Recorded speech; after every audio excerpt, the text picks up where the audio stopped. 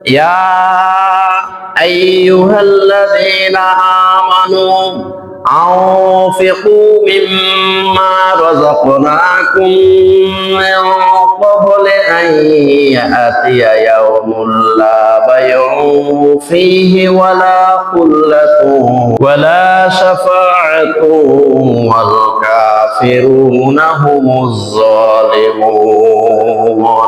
সূরা বাকারা আয়াত 254।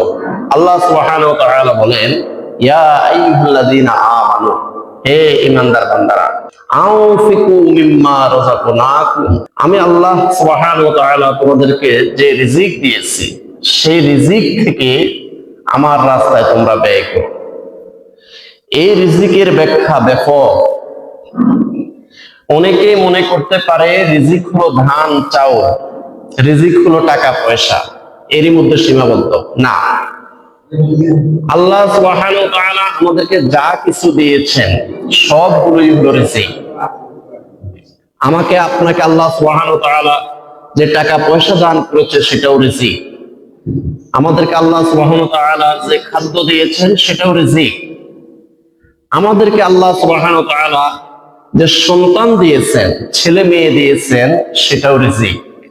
আমাদেরকে আল্লাহ সুবহানাহু ওয়া তাআলা মাথার তালু থেকে পায়ের তালু পর্যন্ত এই যে আপাদমস্তকের মধ্যে যতগুলো অর্গান দিয়েছেন, যতগুলো অঙ্গ প্রত্যঙ্গ দিয়েছেন, এই সমস্ত অর্গানগুলো রিজিক।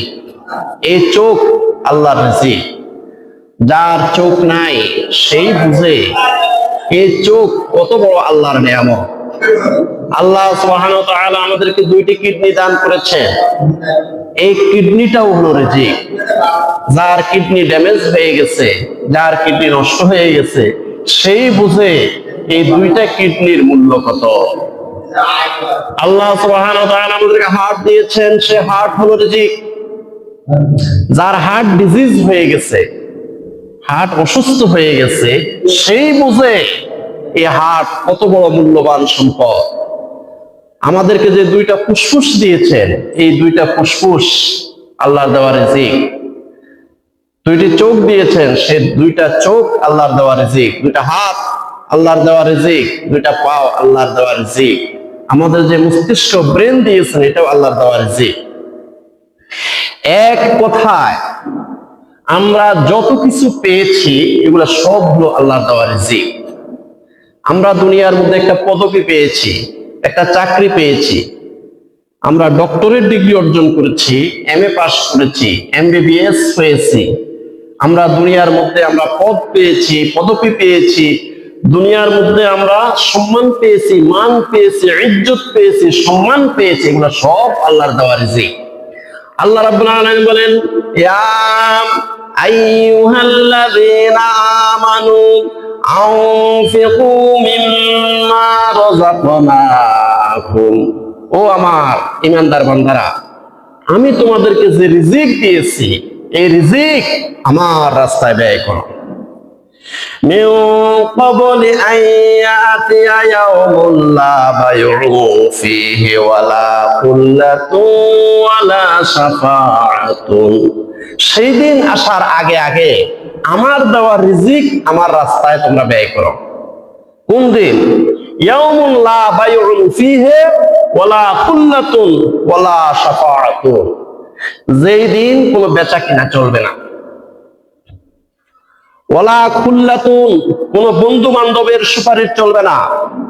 ওয়ালা শাফাআতুন, কোন মানুষকে সুপারিশ করে কঠিন বিপদ থেকে যেদিন রক্ষা করতে পারবে না, সেই দিন আসার আগে আগে আমার দেওয়া রিজিক থেকে আমার রাস্তায় ব্যয় করো।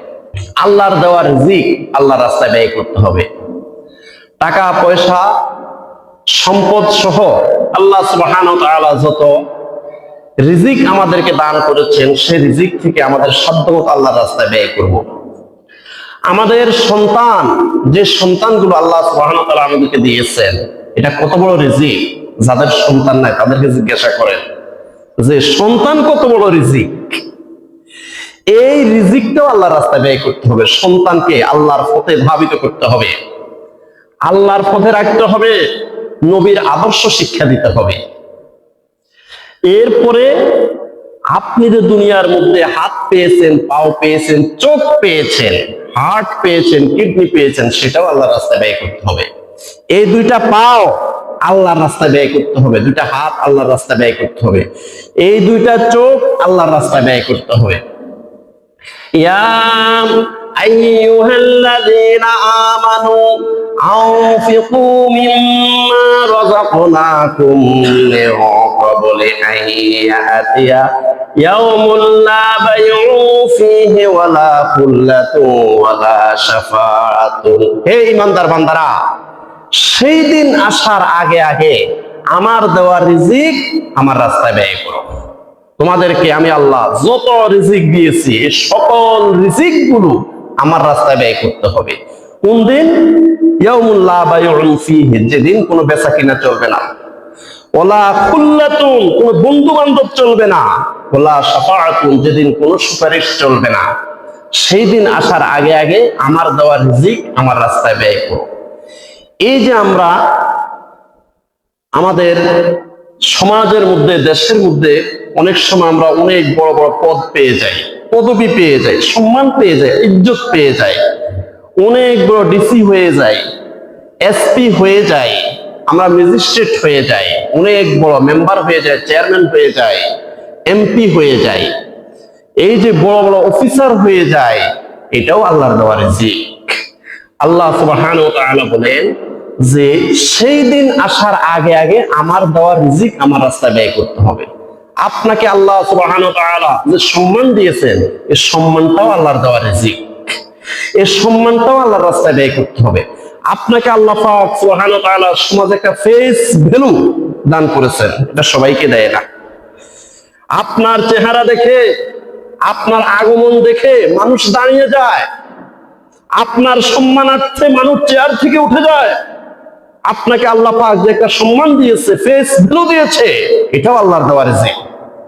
আল্লাহ রাব্বুল আলামিন বলেন, ইয়া আইয়ুহাল্লাযীনা আমানু আনফিকু মিম্মা রাযাকনাকুম মিন ক্বাবলি আন ইয়াতিয়া ইয়াউমুন। হে ঈমানদার বান্দারা, সেই দিন আসার আগে আগে আমার দেওয়া রিজিক আমার রাস্তায় ব্যয় করো। আপনাকে আল্লাহ পাক যে সম্মান দিয়েছেন, এই সম্মানটা আপনি ইচ্ছা করলে আল্লাহর রাস্তায় ব্যয় করতে পারেন। একটা ক্যান্সার রোগী, একটা কিডনি রোগীর কালেকশন চলতেছে, আপনি চায়ের দোকানে বসে আছেন, কেন কেন ভাই? আপনি তাদের সাথে হাঁটেন, হাঁটার কারণে আপনাকে যে আল্লাহ পাক একটা ফেস ভ্যালু দিয়েছে। আপনি যদি তাদের সাথে হেঁটে হেঁটে 10টা ঘরে যান, 10টা দোকানে যদি তাদের সাথে হেঁটে হেঁটে যান, আপনার চেহারার দিকে তাকিয়ে, আপনার সম্মানের দিকে তাকিয়ে, যে ব্যক্তি 50 টাকা দেবে নিয়ত করেছে, সেই ব্যক্তি আপনাকে দেখে সেই ব্যক্তি 500 টাকা দান করবে। সুবহানাল্লাহ বলেন। ইয়া আইয়ুহাল্লাযীনা আমানু আনফিকু মিম্মা রাযাকনাকুম মিন ক্বাবলি আন ইয়াতিয়া ইয়াউমুন। ও আমার ঈমানদার বান্দারা, সেই দিন আসার আগে আগে আমার দেওয়া রিজিক আমার রাস্তায় ব্যয় করো। আপনি এখানে কি খরচ করলেন? কোনো টাকা পয়সা খরচ করেন নাই। এখানে যারা একটা ক্যান্সার রোগীর টাকা কালেকশন করতেছে, একটা কিডনি রোগীর জন্য কালেকশন করতেছে, তাদেরকে আপনি কিছু খাওয়ান নাই, টাকাও খরচ করেন নাই। আপনি মাত্র তাদের সাথে হেঁটে হেঁটে আপনার মর্যাদাটা, আপনার সম্মান, আপনার যে ইজ্জত, সামাজিক যে ফেস ভ্যালু, সেটা মাত্র একটু ব্যয় করেছেন। আপনি শুধু তাদের সাথে হেঁটেছেন। এই যে আপনি তাদের সাথে হাঁটার কারণে একটা ক্যান্সার রোগীর জন্য 10,000 টাকার জায়গায় 1 লক্ষ টাকা উঠেছে। আপনি যে আল্লাহর দেওয়া সম্মান আল্লাহর রাস্তায় ব্যয় করেছেন, এটার সম পরিমাণ সওয়াব আপনি পেয়ে যাবেন। সুবহানাল্লাহ। ইয়া আইয়ুহাল্লাযীনা আমানু আনফিকু মিম্মা রাযাকনাকুম মিন ক্বাবলি আন ইয়াতিয়া ইয়াউমুন লা বাইউন ফীহি ওয়ালা খুল্লাতুন ওয়ালা শাফাআতুন। যেদিন কোনো বেচা কিনা চলবে না, যেই দিন কোনো বন্ধু বান্ধব চলবে না, যেদিন কোনো সুপারিশ চলবে না, সেই দিন আসার আগে আগে আল্লাহর দেওয়া রিজিক আল্লাহর রাস্তায় ব্যয় করতে হবে। আপনি একদম কোনো কাজ নাই, কর্ম নাই, চুপ করে বসে আছেন, রোদ খোয়াইতেছেন, হঠাৎ করে দেখলেন একটা মসজিদের জন্য বা একটা এতিমখানার জন্য বা একটা মাদ্রাসার জন্য মানুষ অনেক শ্রম দিতেছে। 15 জন 20 জন মানুষ হেঁটে যাচ্ছে একটা ইসলামিক মার্কাজ প্রতিষ্ঠা করার জন্য, একটা মসজিদের জন্য বা মাদ্রাসার জন্য বা এতিমখানার জন্য তারা শ্রম দিচ্ছে। আপনি তাদের সাথে হেঁটে গেলেন। হেঁটে যাওয়ার কারণে আপনাকে দেখে অনেক মানুষ এগিয়ে এসেছে। এগিয়ে এসে তারাও সহযোগিতা করা শুরু করলো। তারাও সহযোগিতা করে ওই ইসলামিক মার্কাজের জন্য অনেক বড় একটা অনুদানের ব্যবস্থা হয়ে গেছে। আর আপনার সম্মানটা সেখানে ব্যয় করার কারণে, আপনার ইজ্জতটা সম্মানটা সেখানে ব্যয় করার কারণে যে অতিরিক্ত যে অনুদানটা এসেছে এটার সমপরিমাণ সওয়াব আপনার হয়ে যাবে। এই জন্য আল্লাহর দেওয়া রিজিক হলো আমাদের সন্তান, আল্লাহর দেওয়া রিজিক আমাদের টাকা পয়সা, আল্লাহর দেওয়া রিজিক আমাদের খাদ্য, আল্লাহর দেওয়া রিজিক আমাদের শরীরের যে সমস্ত অর্গান, শরীরের দেহের যে সমস্ত অঙ্গ প্রত্যঙ্গ, এগুলো আল্লাহর দেওয়া রিজিক। আমাদের ফেস ভ্যালুটাও আল্লাহর দেওয়া রিজিক, এগুলো আল্লাহর রাস্তায় ব্যয় করতে হবে। ওয়াল কাফিরুনা হুমুজ জালিমুন, তবে আল্লাহর দেওয়া রিজিক যারা আল্লাহর রাস্তায় ব্যয় করে না তারা হলো নাফরমান। ওয়াল কাফিরুনা হুমুজ জালিমুন, আর এই সমস্ত নাফরমানরাই হলো জালেম। এরা হলো আল্লাহর দেওয়া রিজিক যারা আল্লাহর রাস্তায় ব্যয় করে না, ওয়াল কাফিরুনা তারা হলো কাফের, হুমুজ জালিমুন তারা হলো জালেম। আসরের ময়দানে তারা জালেমদের কাতারে দাঁড়াইতে হবে। যারা আল্লাহর দেওয়া রিজিক আল্লাহর রাস্তায় ব্যয় না করে এমন জায়গায় ব্যয় করেছে যেখানে গান হয়েছে, নাচ হয়েছে, যেখানে গুনাহ হয়েছে, পাপ হয়েছে, জুয়া খেলেছে, তাস খেলেছে, যেখানে জোহর পড়ে নাই, দর্শকেরা জোহরও পড়ে নাই, আসরও পড়ে নাই, মাগরিবও পড়ে নাই, এশার নামাজও পড়ে নাই, এমন জায়গায় দান করেছে। ওয়াল কাফিরুনা হুমুজ জালিমুন, এই সমস্ত নাফরমানের হাসরের ময়দানে জালেমদের কাতারে দাঁড়াবে। একদম আল্লাহ পাক রব্বুল মধ্যে সূরা বাকারা 254 নম্বর আয়াত। যারা আল্লাহর দেওয়া রিজিক আল্লাহর রাস্তায় ব্যয় না করে এমন জায়গায় ব্যয় করেছে যেখানে শুধু পাপ হয়েছে, সেখানে শুধু গুনাহ হয়েছে, হাসরের ময়দানে তারা জালেমদের কাতারে দাঁড়াতে হবে। এইজন্য আল্লাহ রাব্বুল আলামিন বলেন, ওয়ানফিকু মিম্মা রাযাকনাকুম মিন ক্বাবলি আন ইয়াতিয়া আহাদাকুমুল মাউত ফায়াকুলা রাব্বি লাউলা আখখারতানি ইলা আজালিন করিব ফাআসসাদদাকা ওয়া আকুম মিনাস সালিহিন। সূরা মুনাফিকুন আয়াত নম্বর 10। আল্লাহ রাব্বুল আলামিন বলেন, ওয়ানফিকু মিম্মা রাযাকনাকুম মিন ক্বাবলি আন ইয়াতিয়া আহাদাকুমুল মাউত, হে আমার বান্দারা, তোমাদের মৃত্যু আসার আগে আগে আমার দেওয়া রিজিক আমার রাস্তায় ব্যয় করো। মৃত্যু যখন এসে যাবে, মালাকুল মউত হযরত আজরাইল আলাইহিস সালাম যখন তোমার সামনে এসে হাজির হয়ে যাবে, মালাকুল মউত হযরত আজরাইল আলাইহিস সালামের ভয়ঙ্কর রূপ যখন তুমি দেখে ফেলবে, তোমার চক্ষু ছানা বড় হয়ে যাবে, মাথা একবার ডান দিকে আবার বাম দিকে তুমি ঘুরাবে, চোখ বড় হয়ে যাবে, জিহ্বা বের হয়ে যাবে, কলিজা শুকিয়ে যাবে। সাকরাতুল মাউত যখন শুরু হয়ে যাবে, তখন আর কাজ হবে না, তখন আর তওবা করলেও কাজ হবে না, তখন দান করার আর সুযোগ পাবে না। এই জন্য আল্লাহ পাক রব্বুল আলামিন সূরা মুনাফিকুনের 10 নম্বর আয়াতের মধ্যে বলেন, ওয়ানফিকু মিম্মা রাযাকনাকুম মিন ক্বাবলি আন ইয়াতিয়া আহাদাকুমুল মাউত, ও আমার বান্দারা, তোমরা তোমাদের মৃত্যু আসার আগে আগে, আজরাইল আলাইহিস সালাম আসার আগে আগে আমার দেওয়া রিজিক থেকে আমার রাস্তায় ব্যয় করো। ফায়াকুলা রাব্বি লাউলা আখখারতানি ইলা আজালিন করিব ফাআসসাদদাকা ওয়া আকুম মিনাস সালিহিন। 65 বছর তোমাকে আমি আল্লাহ হায়াত দিয়েছি, 82 বছর পর্যন্ত তোমাকে আমি আল্লাহ হায়াত দিয়েছি, আমার রাস্তায় দান করো নাই। পকেটের মধ্যে হাত ঢুকছে আর বাহির হয় না, এতক্ষণ লাগে কেন? কারণ চেষ্টা করতেছে সবচেয়ে ছেঁড়া ফাটা মনে লাগতো দেখি 2 টাকার নোট একটা পাওয়া যায় কিনা, এই জন্য পকেটে হাত ঢুকছে তো আর বাইর হয় না। 2 মিনিট পরে বাহির হয়েছে হাত, মনে লাগতো ছেঁড়া ফাটা 2 টাকার একটা নোট দিচ্ছে। আল্লাহ পাক রব্বুল আলামিন বলেন ফায়াকুল রব্বি লাউলা আখারতানি ইলা আজালিন করিব ফাসাদদাকা ওয়া আকুম মিনাস সালিহিন। এই সমস্ত মানুষ যারা আল্লাহর দেওয়া রিজিক আল্লাহর রাস্তায় ব্যয় করে নেই, রেখে দিয়েছে, সব পুঞ্জীভূত করে রেখে দিয়েছে, টাকার পাহাড় বানিয়েছে, টাকার বালিশ বানিয়েছে, টাকার তোষক বানিয়েছে, আল্লাহর দেওয়া রিজিক আল্লাহর রাস্তায় ব্যয় করে নেই। ওই সমস্ত লোকদের সামনে যখন মালাকুল মউত হযরতে আজরাইল আলাইহিস সালাতু ওয়াস সালাম যখন কঠিন ভয়ানক রূপে যখন এসে যাবে, তখন কি অবস্থা হবে? ফায়াকুলা রব্বি লাউলা আখারতানি ইলা আজালিন করিব ফাআসাদদাকা ওয়া আকুম মিনাস সালিহিন। মালাকুল মউত হযরত আজরাইল আলাইহিস সালাতু ওয়াস সালামকে দেখার সাথে সাথে তারা বলবে আল্লাহ ও আল্লাহ, আল্লাহ আল্লাহ, আমি এখন যেতে চাই না। ফায়াকুলা রব্বি লাউলা আখারতানি ইলা আজালিন করিব, আল্লাহ আল্লাহ, আমাকে 1 বছর সময় দাও, হবে না।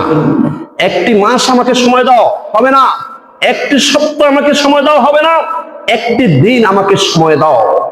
ফাআসাদদাকা ওয়া আকুম মিনাস সালিহিন, আল্লাহ আমার জীবনের যত সম্পদ আছে সব সম্পদ আমি তোমার রাস্তায় সদাকা করে দিব। ওয়া আকুম মিনাস সালিহিন, আমি নেককার পরহেজগার আল্লাহর ওলি হয়ে যাব। সারা জীবন আল্লাহর রাস্তায় দান করে নাই, সারা জীবন আল্লাহর রিজিক আল্লাহর রাস্তায় ব্যয় করে নাই, কিন্তু আজরাইল আলাইহিস সালামকে দেখে তখন তারা এই কথা বলবে ফায়াকুল রব্বি লাউলা আখারতানি ইলা আজালিন করিব ফাআসাদদাকা ওয়া আকুম মিনাস সালিহিন। সূরা মুনাফিকুন আয়াত নম্বর 10। তখন তারা এই কথা বলবে, আল্লাহ একটু সময় দাও, জীবনের সব সম্পদ আল্লাহর রাস্তায় ব্যয় করে দেব, তওবা করে নেক আমল করে আল্লাহর ওলি হয়ে যাব। তখন আল্লাহ রাব্বুল আলামিন কি বলবেন? লিকুল্লি উম্মাতিন আজাল ফাইযা জাআ আজালুহুম লা ইস্তাখিরুনা সাআতান ওয়া লা ইস্তাকদিমুন। সূরা আরাফ আয়াত নাম্বার 34। আল্লাহ পাক কি বলবেন শুনেন। তখন আল্লাহ পাক এই জবাবটা দিবেন, এই বেটা, লিকুল্লি উম্মাতিন আজাল, প্রত্যেক উম্মতের জন্য একটা নির্দিষ্ট হায়াত আছে বেটা। তোমাকে আমি 93 বছর হায়াত দিচ্ছি, আল্লাহর রাস্তায় দান করো নাই, তওবা করো নাই। এই বিশাল আজরাইল আলাইহিস সালামের ভয়ঙ্কর রূপ দেখে এখন তওবা করবে? হ্যাঁ, এখন আর তওবা করার সময় না। যার সামনে আজরাইল আলাইহিস সালাম এসে যাবে, এরপর থেকে আর তওবা কবুল হবে না। লিকুল্লি উম্মাতিন আজাল, প্রত্যেকটি উম্মতের জন্য একটা নির্দিষ্ট হায়াত আছে। ফাইদা জাআ আজালুহুম লা ইস্তাখিরুনা সাআতাও ওয়া লা ইস্তাকদিমুন। এই বান্দা, এই বান্দা, তোমার হায়াত শেষ। 93 বছর তোমাকে আমি সময় দিয়েছি, তুমি আমার রাস্তায় দান করো নাই, আমার রাস্তায় তোমার সম্পদ ব্যয় করো নাই, তোমার সন্তান তোমার স্ত্রীদেরকে আমার পথে পরিচালিত করো নাই। অতএব ফাইদা জাআ আজালুহুম লা ইস্তাখিরুনা সাআতাও ওয়া লা ইস্তাকদিমুন। খবরদার 1 সেকেন্ড তোমাকে আগপিছ করা হবে না। যেইভাবে লেখা আছে ঠিক ওই মুহূর্তে তোমার মৃত্যু হবে। আমরা মানুষ সবচেয়ে বড় বেহুশ। আমরা হাজার হাজার লাশ আমরা নিজেরা মাটি দিই, নিজেরা গর্ত করি, কবর বানাই, আমরা জানাজা নামাজ পড়ি, আমরা দাফন করি, আমরা কাপড়ের কাপড় পরাই, সবকিছু আমরা করি, কিন্তু নিজেরা সতর্ক হই না যে এরকম পরিস্থিতি তো আমারও হবে। আমি যদি আজকে এই মুহূর্তে মারা যায়, আগামী দিন এই মুহূর্তে আমি কবরে থাকতে হবে। ঠিক আগামী দিন এই মুহূর্তে অবশ্যই আমি কবরে থাকবো, কিন্তু সেই চিন্তা আমরা করি না। আমরা অসংখ্য লাশ মাটি দিই, কিন্তু নিজেরা আমরা সে সতর্কতা অবলম্বন করি না। আল্লাহ পাক রব্বুল আলামিন বলেন, ইন্না নাহনু নুহয়িল মাউতা ওয়া নাকতুবু মা কদ্দামু ওয়া আসারহুম ওয়া কুল্লা শাইইন আহসায়নাহু ফি ইমামিন মুবিন। সূরা ইয়াসিন আয়াত নাম্বার 12। আল্লাহ রাব্বুল আলামিন বলেন, ইন্না নাহনু নুহয়িল মাউতা, নিশ্চয়ই আমি আল্লাহ সুবহানাহু ওয়া তাআলা হাসরের ময়দানে প্রত্যেকটি প্রাণীকে আমি জীবিত করব, অবশ্যই আমি জীবিত করব। ইন্না নাহনু নুহয়িল মাউতা ওয়া নাকতুবু মা কদ্দামু আসারহুম। এই বান্দারা ভালো করে জেনে রাখো যে এই বান্দারা আগে কি করেছে, পরে কি করেছে। এই বান্দারা মৃত্যুর আগে কি কি কাজ করেছে এগুলো সব আমি লিপিবদ্ধ করে রাখি। ওয়ানাকতুবু মা কদ্দামু ওয়া আসারহুম, আর মৃত্যুর পরে তার কোন কোন আমলগুলো গিয়ে তার আমল নামার মধ্যে হাজির হয়েছে সেটাও আমি লিখে রাখি। এক, ওয়ানাকতুবু মা কদ্দামু, মৃত্যুর আগে যতগুলো আমরা আমল করেছি এগুলাও হাসরের ময়দানে আমাদেরকে দেখাবে, আমরা দেখব।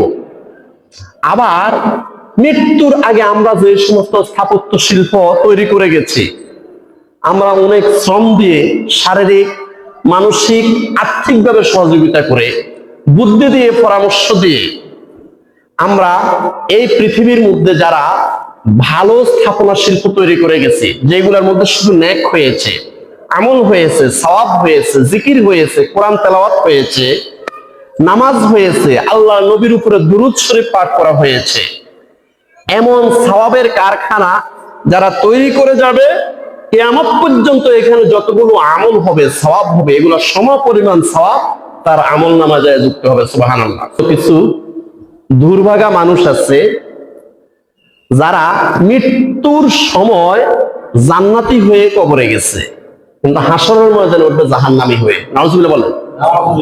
এই দুর্ভাগা মানুষগুলো কি করছে জানেন? মৃত্যুর সময় যখন তাদের নেক এবং গুনাহ মাপা হয়েছিল, তখন তাদের গুনার পাল্লা কম ছিল, নেকের পাল্লা ভারী ছিল। কিন্তু এই দুর্ভাগা মানুষগুলো দুনিয়ার মধ্যে এমন স্ত্রী রেখে গেছে, এমন ছেলে মেয়ে রেখে গেছে, তারা বেনামাজি ছিল, বেপরদানশীলা ছিল, তারা হারামখোর ছিল। আর দুনিয়ার মধ্যে এমন স্থাপনা শিল্প তৈরি করে গেছে, মদের আড্ডাখানা, নাইট ক্লাব, এমন ক্লাব স্থাপন করে গেছে যেখানে শুধু পাপ হয়েছে, গুনাহ হয়েছে।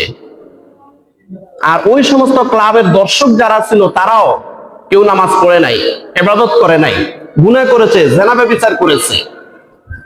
এই সমস্ত গুনাহগুলো ওই ব্যক্তির আমল নামায় যাইয়া যোগ হইতে হইতে যখন ইসরাফিল আলাইহিস সালাতু ওয়াস সালাম যখন দ্বিতীয় সিংহে ফুৎকার দিবেন, সুম্মা নুফিখা ফীহি উখরা ফাইযা হুম কিয়ামুন ইয়ানজুরুন, যখন ইসরাফিল আলাইহিস সালাতু ওয়াস সালাম দ্বিতীয় সিংহে ফুৎকার দিবেন তখন তারা উঠবে, ফাইযা হুম কিয়ামুন ইয়ানজুরুন, তখন তারা দেখবে, সব কিছু দেখবে। আর ওইটাও দেখবে যে মৃত্যুর সময় আমি জান্নাতি হয়ে কবরে গেলাম, আর হাসরের ময়দানে এখন আমি উঠলাম জাহান্নামী হয়ে। নাউজুবিল্লাহ বলেন। কারণ সে নেককার সন্তান রেখে যাইতে পারে নাই, গুনাহগার পাপিষ্ঠ স্ত্রীকে রেখে গেছে, স্ত্রীকে আল্লাহর পথে আনি যাইতে পারে নাই। আমরা অনেক মুসলমান আছি, নিজে আল্লাহর রাস্তায় সময় দিই, মসজিদে যাই, সবার আগে মসজিদে যাই, মাহফিলে সবার আগে গিয়ে বসি, তালিমি জলসার মধ্যে যাই, বিভিন্ন ইবাদত বন্দেগী আমরা শিখি, কিন্তু স্ত্রীকে শিখাই না। স্ত্রীকে আমরা আমল শিখাই না, স্ত্রীকে ইলম শিখাই না। অথচ আল্লাহ রাব্বুল আলামিন বলেন, ইয়া আইয়ুহাল্লাযীনা আমানু কু আনফুসাকুম ওয়া আহলিকুম নার, হে ঈমানদার বান্দারা, তোমরা নিজেরাও জাহান্নামের আগুন থেকে বাঁচো, তোমার স্ত্রী, তোমার ছেলে মেয়েদেরকে জাহান্নামের আগুন থেকে বাঁচাও। আমরা এমন স্বার্থপর পুরুষ, আমরা এত স্বার্থপর, আমাদের শবে কদর, শবে বরাত, শবে মেরাজ, ঈদ মিলাদুন নবী, মুহররমের অনুষ্ঠানগুলো আমরা পুরুষের জন্য করি মসজিদের মধ্যে, অনেক ভালো ভালো ওয়াজ আমরা শুনি। আবার পুরুষেরা তালিমি জলসা যায়, মাহফিলে যায়, এরপর বড় বড় মাহফিলের মধ্যে যায়, ইলম শিখে, কিন্তু স্ত্রীদেরকে শিখানোর কোনো চিন্তা ভাবনা আমাদের নাই। এই স্ত্রীদেরকে হাসরের ময়দানে আপনার কাঁধের উপরে বসে 70 গজ প্রশস্ত লোহার শিকল পরাইয়া এই স্বামীর কাঁধের উপরে স্ত্রীকে বসে একসাথে হেসরাইতে হেসরাইতে তাদেরকে জাহান্নামের মধ্যে ফেলবে। খুযুহু ফাগুল্লুহু সুম্মাল জাহিমা সাল্লুহু সুম্মা ফি সিলসিলাতিন যারউহা 70 যিরাআন ফাসলুকুহু। খবরদার, খবরদার, আমরা নিজেরাই স্বার্থপরের মতো ইবাদত করব, ইলম শিখবো, এটা হতে পারে না। আমাদের স্ত্রীদেরকে ইলম শিখাইতে হবে, সন্তানদেরকেও ইলম শিখাইতে হবে। ইন্না নাহনু নুহয়িল মাউতা ওয়া নাকতুবু মা কদ্দামু ওয়া আসারহুম ওয়া কুল্লা শাইইন আহসাইনাহু ফি ইমামিন মুবিন। যে দুনিয়ার মধ্যে এমন কোন স্থাপত্য শিল্প যদি তৈরি করে যেতে পারেন এবং নেক সন্তান যদি রেখে যেতে পারেন, যে নেক সন্তানেরা শুধু নেক আমল করেছে, দুনিয়ার মধ্যে নেক আমল করেছে, ভালো কাজ করেছে, এবং এমন স্থাপত্য শিল্প যদি দুনিয়াতে তৈরি করে যেতে পারেন যেখানে শুধু নেক আমল হয়েছে, এই সমপরিমাণ আমল নামা আপনার কবরে কিয়ামত পর্যন্ত যেতে থাকবে। সুবহানাল্লাহ। প্যারে হাজরিন, এই জন্য কিছু সৌভাগ্যবান মানুষ আছে, তারা মৃত্যুর সময় জাহান্নামী হয়ে কবরে গেছে। মৃত্যুর সময় গুনাহ এবং নেক আমল মৃত্যুর সময় মাপা হলে গুনার পরিমাণ বেশি, নেকের পরিমাণ কম, এর অর্থ হলো জাহান্নামী, জাহান্নামী হয়ে কবরে গেছে। কিন্তু ওই সৌভাগ্যবান ব্যক্তি হাসরের ময়দানে উঠবে জান্নাতি হয়ে। সুবহানাল্লাহ। কারণ সে নেক সন্তান রেখে গেছে, ছেলে মেয়েদেরকে হাফেজ আলেম বানিয়ে গেছে, নেককার পরহেজগার মুত্তাকি আল্লাহওয়ালা নবীওয়ালা বানিয়ে গেছে, নামাজি পরহেজগার রেখে গেছে। এই সন্তানরা যতগুলো আমল করেছে দুনিয়ার মধ্যে সমপরিমাণ আমল ওই বাবার কবরে, মায়ের কবরে গিয়ে যুক্ত হয়েছে। সুবহানাল্লাহ।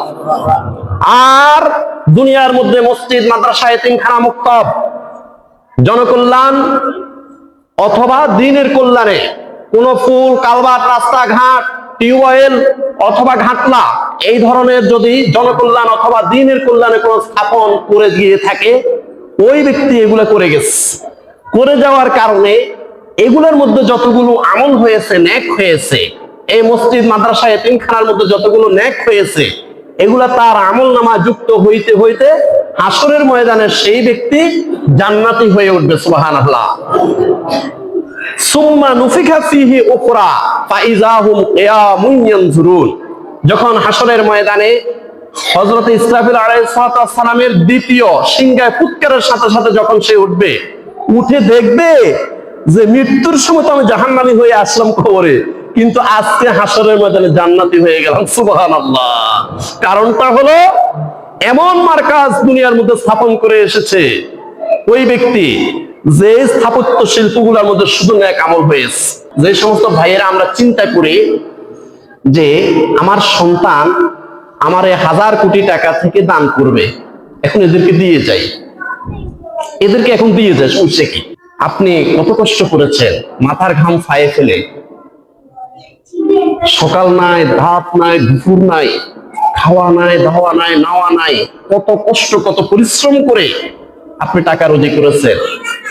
আর আপনি চিন্তা করেছেন যে আপনার সন্তানরা আল্লাহর রাস্তায় দান করবে, এটা চিন্তা করে আল্লাহর দেওয়া রিজিক আল্লাহর রাস্তায় আপনি দান করেন নাই। কিন্তু আমার প্রশ্ন হলো, আপনার মৃত্যুর পরে আপনার সন্তানেরা আপনার রেখে যাওয়া এই সম্পদ থেকে আল্লাহর রাস্তায় দান করবে, এমন কোন গ্যারান্টি আছে? আপনার নিজের চিন্তা আপনি নিজে করে যান। সম্পদ রেখে যাবেন, তারা যেন দুনিয়ার মধ্যে ভালো চলতে পারে, ভালো খাইতে পারে, এমন সম্পদ তো প্রত্যেক মা বাবায় রেখে যাওয়া উচিত। কিন্তু যেটা আল্লাহর রাস্তায় দিবেন সেটা আপনি নিজেই করে যান। যে সম্পদটা মসজিদে উইল করা দরকার, এটা আপনি নিজেই করে যান। যে টাকা পয়সাটা আল্লাহর ঘর, মসজিদের জন্য, আল্লাহর নবীর ঘর, মাদ্রাসার জন্য, মুক্তির জন্য, এতিমখানার জন্য আপনি করবেন, এটা নিজেই করে যান। এটা বাকি রাখবেন না, কারণ আপনার পরে আপনার সন্তানরা দিবে, এটার কোনো গ্যারান্টি নাই। ইসলামের সৌন্দর্য দেখেন, ইসলাম কত সুন্দর। আল্লাহ সুবহানাহু ওয়া তাআলা বলেন, ওয়াফি আমওয়ালিহিম হাক্কুল লিসাইলি ওয়াল মাহরুম। সূরা জারিয়াত আয়াত নম্বর 19। আল্লাহ রাব্বুল আলামিন বলেন, ওয়াফি আমওয়ালিহিম হাক্কুল লিসাইলি ওয়াল মাহরুম। যারা ধনী, যাদের অর্থ আছে, টাকা আছে, পয়সা আছে, এদের সম্পদের মধ্যে গরিবের হক আছে। আল্লাহ পাক রব্বুল আলামিন সূরা জারিয়াতের 19 নম্বর আয়াতের মধ্যে বলেন, যাদের টাকা পয়সা আছে, অর্থ আছে, সম্পদ আছে, এদের সম্পদের মধ্যে গরিবের হক রয়েছে। এখন হকটা কেমন? হকটা হলো যে কোন ধনী আল্লাহর বান্দার যদি 7.5 তোলা শূন্য পরিমাণ অথবা 52.5 ভরি রৌপ্য পরিমাণ সম্পদ থাকে, ওই ব্যক্তির কাছে যদি 1 বছর পরিমাণের সম্পদ জমা থাকে, 1 বছর পরে হিসাব করে 2.5 টাকা গরিব দুঃখীকে দিয়ে দিতে হবে। আল্লাহ পাক রব্বুল আলামিন এটা নির্ধারণ করেছেন। এখন সাধারণ মানুষ যারা হাজার হাজার বছর ধরে অত্যাচারিত, নির্যাতিত হয়েছে, নিপীড়িত হয়েছে, নিগৃহীত হয়েছে, বড়লোকের অত্যাচার, নির্যাতন, নিষ্পেষিত হয়েছিল যারা, তারা রাসূলুল্লাহ সাল্লাল্লাহু আলাইহি ওয়াসাল্লামকে জিজ্ঞাসা করলেন, ইয়া রাসূলুল্লাহ সাল্লাল্লাহু আলাইহি ওয়াসাল্লাম, সূরা জারিয়াতের 19 নম্বর আয়াতের মধ্যে যে বলা হয়েছে, অফি আমওয়ালহিম হাক্কুল লিসাইল ওয়াল মাহরুম, ধনীদের সম্পদের মধ্যে গরিবের হক আছে, এটার যৌক্তিকতা আমাদেরকে একটু ভালো করে বুঝিয়ে দেন। তখন রাসূলুল্লাহ সাল্লাল্লাহু আলাইহি ওয়াসাল্লাম বললেন, এটা আল্লাহর হুকুম। বলেন, এটা কার হুকুম? এটা আল্লাহর হুকুম। অফি আমওয়ালহিম হাক্কুল লিসাইল ওয়াল মাহরুম, ধনীদের সম্পদের মধ্যে গরিবের হক রয়েছে, এটা আল্লাহ নির্ধারণ করে দিয়েছে। 2.5 টাকা গরিবকে দিতে হবে। তখন এই গরিব মানুষগুলো যারা হাজার হাজার বছর ধরে নিষ্পেষিত, নিগৃহীত, নির্যাতিত হয়ে আসছিল, তারা বলল, যদি এটা সত্যই হয়ে থাকে, ইসলামে যদি এই কথাটাই বলে থাকে, অফি আমওয়ালিহিম হাক্কুল লিসাইল ওয়াল মাহরুম, ধনীদের সম্পদের মধ্যে গরিবের হক রয়েছে, তাহলে ইসলামে সত্য। আমরা সবাই দলে দলে পড়ে নিলাম, লা ইলাহা ইল্লাল্লাহু মুহাম্মাদুর রাসূলুল্লাহ সাল্লাল্লাহু আলাইহি ওয়াসাল্লাম।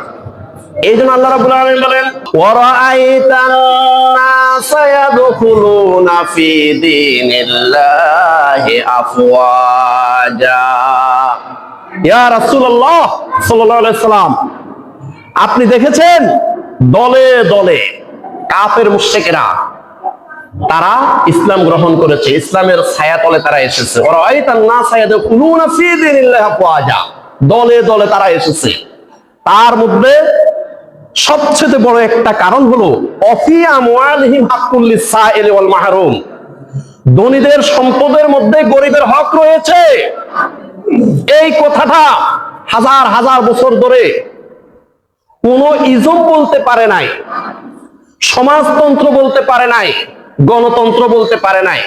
Marks, Lenin, Abraham Lincoln, George Washington, Plato, Aristotle কেউ এই কথা বলতে পারে নাই, অফি আমওয়ালিহিম হাক্কুল লিসাইল ওয়াল মাহরুম, ধনীদের সম্পদের মধ্যে গরিবের হক রয়েছে, এই কথা আর কেউ বলতে পারে নাই। একমাত্র ইসলাম ছাড়া আর কেউ এই কথা বলতে পারে নাই। এই জন্য দলে দলে তারা ইসলাম গ্রহণ করা শুরু করেছে। ইয়ারে হাজরিন, তো এখন একটা হলো সমাজতন্ত্র। তারা কি করেছে, যে যারা একদম অফিসার লেভেলে যারা আছে, তারা যে টাকা পাবে, একটা সুইপারও একই টাকা পাবে। একটা বিশ্ববিদ্যালয়ের ভিসি যে বেতন পাবে, একটা ঝাড়ুদারও একই বেতন পাবে। একটা ডিসি সাহেব যে বেতন পাবে, একটা দিন মজুরও একই বেতন পাবে। এটা হলো সমাজতন্ত্র আবিষ্কার করছে। এখন এমনি বাহ্যিক ভাবে বোঝা যায় যে হ্যাঁ, এটা তো অনেক ভালোই, কিন্তু আসলে ভালো হয় নাই। এখন সাধারণ মানুষ যারা গরিব, এরা মোটামুটি খুশি হয়েছে। কিন্তু চিন্তা করেন, যারা অফিসার লেভেল, কেউ অনার্স, কেউ মাস্টার্স, কেউ ডক্টরেট ডিগ্রি অর্জন করে তারা ডিসি হয়েছে, এসপি হয়েছে, এসআই হয়েছে, অনেক বড় বড় সচিব হয়েছে। তারা চিন্তা করলো যে আমরা এত লেখাপড়া করে, এতগুলো ফার্স্ট ক্লাস গ্যাজেটেড অফিসার হওয়ার পরে আমরাও দিন শেষে 900 টাকা পাই, আর একটা দপ্তরি সেও 900 টাকা পায়, সমান, তাহলে সবার সমান বেতন। অতএব একটা দিন মজুর যা পায়, আমি একজন ডিসি হইয়াও তা পাইতেছি, অতএব আমরা বসে থাকি। এখন বিভিন্ন কল কারখানা বন্ধ হওয়া শুরু করলো, বড় বড় অফিসের চেয়ারগুলো আস্তে আস্তে অকেজো হওয়া শুরু করলো। এক সময় যখন সমস্ত দেশের বড় বড় চাকাগুলো যখন বন্ধ হওয়া শুরু করলো, তখন এই সমাজতন্ত্রের আবিষ্কারকদেরকে তাদের অনুসারীরা শিকল দিয়ে বেঁধে তাদেরকে ক্রেনের মধ্যে লাগিয়ে তাদেরকে নদীর মধ্যে নিক্ষেপ করেছে। অতএব সমাজতন্ত্র দিয়েও শান্তি সম্ভব নয়। এবার আসেন গণতন্ত্র। গণতন্ত্রের সিস্টেম কি? গণতন্ত্রের সিস্টেম হলো আপনি হালাল ভাবে অথবা হারাম ভাবে, মানুষকে ঠকাইয়া হোক জোর করে হোক, যেইভাবে হোক আপনি টাকা রুজি করবেন, সব টাকার মালিক আপনি। এখানে গরিবের কোনো হক নাই, গরিবের কোনো হক নাই, সব টাকার মালিক আপনি। তাহলে গণতন্ত্রের মাধ্যমে কি হলো? বড়লোক আঙ্গুল ফুলে শুধু কলা গাছে হচ্ছে, crore crore million billion trillion অক্টালিয়ন টাকার সে মালিক হচ্ছে, আর গরিবেরা অসহায় ব্যক্তিরা গরিব হতে হতে তারা একদম হতচ্ছাড়া হয়ে যাচ্ছে, তারা একদম নিঃস্ব হয়ে যাচ্ছে। এটা হলো গণতন্ত্র। এবার আসেন ইসলাম কি বলতেছে। ইসলাম কি বলতেছে দেখেন, ইসলাম বলতেছে সূরা যারিয়াত আয়াত নাম্বার 19, ওয়াফি আমওয়ালিহিম হাক্কুল লিসাইলি ওয়াল মাহরুম। এই দুনিয়ার বান্দারা শোনো, ধনীদের সম্পদের মধ্যে গরিবের হক আছে। সুবহানাল্লাহ বলেন। কিভাবে সম্পদ আছে? কিভাবে সম্পদ আছে? এই ধনী ব্যক্তিরা তাদের সম্পদ বছরে একবার হিসাব করতে হবে। এটা আমি আল্লাহর হুকুম, আমি আল্লাহর নির্দেশ। আল্লাহ পাক রব্বুল আলামিন বলেন, والذين يكنزون الذهب والفضة ولا ينفقونها في سبيل الله فبشرهم بعذاب أليم يوم يحمى عليها في نار جهنم فتقوى بها جباههم وجنوبهم وظهورهم هذا ما كنزتم لأنفسكم فذوقوا ما كنتم تكنزون। সূরা তওবা আয়াত নম্বর 35। আল্লাহ রাব্বুল আলামিন বলেন, আল্লাহ সুবহানাহু ওয়া তাআলা বলেন যে আল্লাযিনা ইয়াকনিজুনা যাহাবা ওয়াল ফিদ্দাতা, যে সমস্ত বান্দারা ধন সম্পদ জমা করে, স্বর্ণ রূপা জমা করে, 7.5 তোলা স্বর্ণ পরিমাণ সম্পদ অথবা 52 ভরি রৌপ্য পরিমাণ সম্পদ যারা জমা করে, বা এর থেকে অনেক বেশি যারা জমা করে, আল্লাযিনা ইয়াকনিজুনা যাহাবা ওয়াল ফিদ্দাতা ওয়ালা ইউনফিকুনাহা ফি সাবিলিল্লাহ, বছরে একবার হিসাব করে 2.5 টাকা যারা যাকাত আদায় করে না, গরিব দুঃখীকে দেয় না, তাদের ব্যাপারে আল্লাহ পাক বলতেছেন ওয়ালা ইউনফিকুনাহা ফি সাবিলিল্লাহ ফাবাশশিরহুম বিআযাবিন আলীম। ও নবী সাল্লাল্লাহু আলাইহি ওয়াসাল্লাম, আপনি তাদেরকে জাহান্নামের কঠিন পীড়াদায়ক শাস্তির সংবাদ দেন। ফাবাশশিরহুম বিআযাবিন আলীম ইয়াউমা ইউহমা আলাইহা ফি নারি জাহান্নামা, হাসরের ময়দানে এই সম্পদগুলো পোড়ানো হবে, লালে লাল করা হবে। ইয়াউমা ইউহমা আলাইহা ফি নারি জাহান্নামা ফাতুকওয়া বিহা জিবাহুম ওয়া জুনুবুহুম ওয়া যুহুরুহুম, এই সম্পদগুলো পোড়াইয়া কঠিন ভাবে উত্তপ্ত করে, একদম উত্তপ্ত করে তাদের কপালের মধ্যে, পিঠের মধ্যে, পাঁজরের মধ্যে ছেঁকে দেওয়া হবে।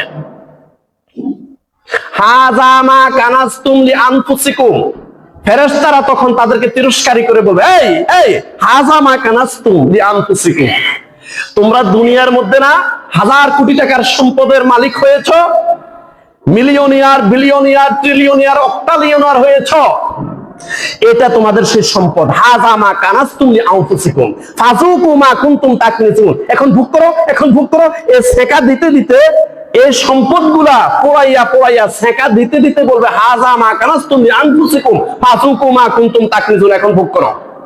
এখন আমার ভাইরা, ইসলাম দেখেন কত সৌন্দর্য। ইসলামের সৌন্দর্যটা দেখেন, যে শান্তিটা কমিউনিজম দিতে পারে নাই, অর্থাৎ সমাজতন্ত্র দিতে পারে নাই, এরপরে যে শান্তিটা, যে দারিদ্র বিমোচনটা গণতন্ত্র করতে পারে নাই, একমাত্র ইসলাম সেটা পারছে। ওয়াফি আমওয়ালিহিম হাক্কুল লিসাইলি ওয়াল মাহরুম, ধনীদের সম্পদের মধ্যে গরিবের হক আছে। আর এই ধনীরা যদি 1 বছর পরে হিসাব করে তার সম্পদ হিসাব করে যদি শতকরা 2.5 টাকা যদি গরিবকে না দেয়, অসহায় ব্যক্তিদেরকে না দেয়, তাদের সম্পদগুলো পোড়াইয়া জ্বালাইয়া কয়লা বানাইয়া তাদের পিঠের মধ্যে, পাঁজরের মধ্যে, কপালের মধ্যে দাগ দিবে। দাগ দিবে কে? খবরদার। এই একমাত্র ইসলাম এ দারিদ্র বিমোচনের সমাধান দিয়েছে। এখন ধনী ব্যক্তিরা চিন্তা করবে যে আল্লাহ সুবহানাহু ওয়া তাআলা এখানে ফরজ করে দিয়েছেন আকিমুস সালাতা ওয়া আতুজ যাকাতা, নামাজ 5 ওয়াক্ত আদায়ের পরেই ফরজ হলো যাকাত আদায় করতে হবে। আর এই যাকাত আদায় না করলে আমাদেরকে কঠিন শাস্তির মুখোমুখি হতে হবে। এখন যাকাত আদায়ের মাধ্যমেই দারিদ্র বিমোচন সম্ভব। এই জন্য আল্লাহ পাক রব্বুল আলামিন বলেন অফি আমওয়ালিহিম হাক্কুল লিসাইল ওয়াল মাহরুম, ধনীদের সম্পদের মধ্যে গরিবের হক রয়েছে। তো আল্লাহ সুবহানাহু ওয়া তাআলা এই আমলটা করার জন্য তৌফিক দান করে বলেন আমিন। আমলটা হলো সম্পদের হিসাব করতে হবে। প্রতি রমজানে সম্পদের হিসাব করবেন, যা আছে আপনার যেই দৈনন্দিন ব্যবহার করেন, থালা বাটি কম্বল, ঘরের মধ্যে যা কিছু আছে সম্বল, এগুলো বাদ দিয়া, যেগুলো আপনি নিত্য প্রয়োজনীয় ব্যবহার করেন এগুলো বাদ দিয়া, আলমারির শোকেস এগুলো বাদ দিয়া, ঠিক আছে? তবে ব্যবসার টাকা হিসাব করতে হবে। যাদের ব্যবসার টাকা আছে ওইটাও হিসাব করতে হবে। ব্যবসার টাকা কিন্তু যাকাতের মধ্যে আসবে, কিন্তু দৈনন্দিন আপনি যেগুলো ব্যবহার করেন এগুলা বাদ দিয়া ওই সম্পদগুলো হিসাব করে যদি আপনার 52.5 ভরি রৌপ্য পরিমাণ অথবা 7.5 তোলা স্বর্ণ পরিমাণ সম্পদ হয়, তাহলে শতকরা 2.5 টাকা যাকাত দিতেই হবে, নচেত কঠিন শাস্তির মুখোমুখি হতে হবে। এটাই হলো ইসলামের সৌন্দর্য। আর এইভাবে দারিদ্র বিমোচন সম্ভব।